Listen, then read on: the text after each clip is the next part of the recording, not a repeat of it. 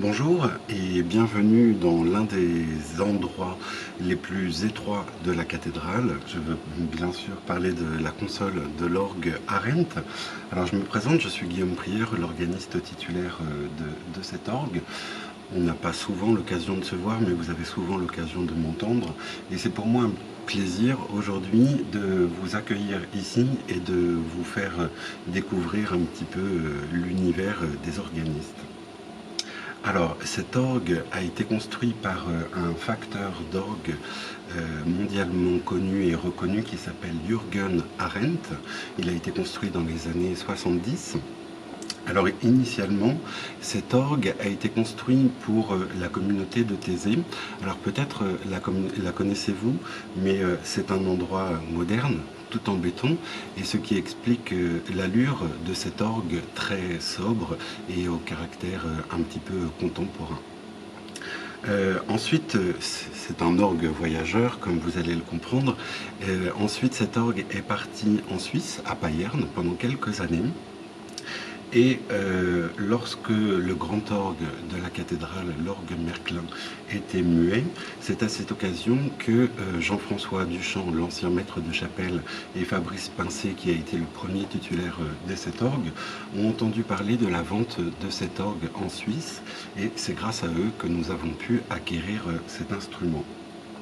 Alors cet instrument a des spécificités caractéristiques de l'orgue dit classique français, c'est-à-dire l'orgue de Couperin, et qui correspond idéalement à la musique des 16, 17 et 18e siècles. Alors Jürgen Arendt, pour le construire, s'est inspiré d'un orgue qui n'est pas très loin d'ici, qui est à Souvigny, le Clicquot de Souvigny, et de plusieurs orgues Silbermann en Alsace. Donc c'est un orgue un petit peu à cheval entre l'orgue classique français, l'orgue classique alsacien, le tout fait par un facteur allemand.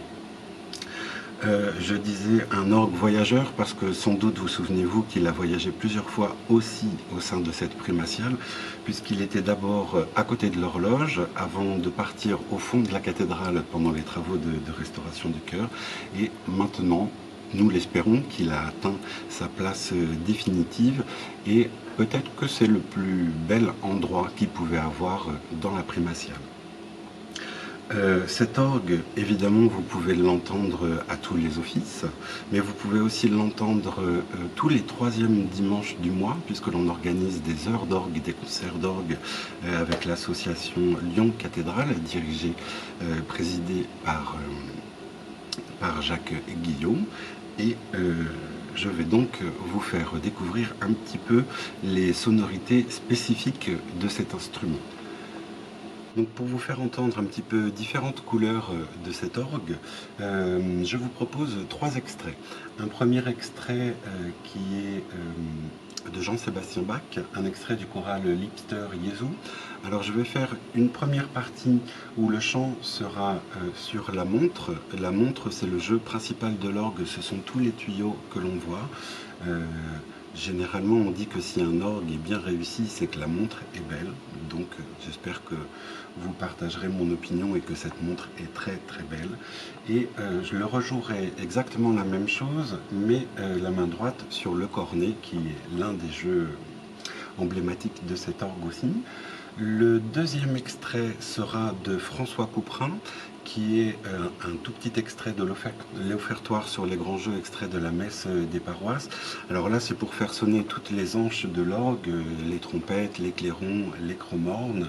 Et le dernier extrait sera un petit bout aussi de la toccata en ré mineur de Jean-Sébastien Bach, la toccata dite la dorienne, pour faire sonner les pleins jeux avec la trompette de pédale.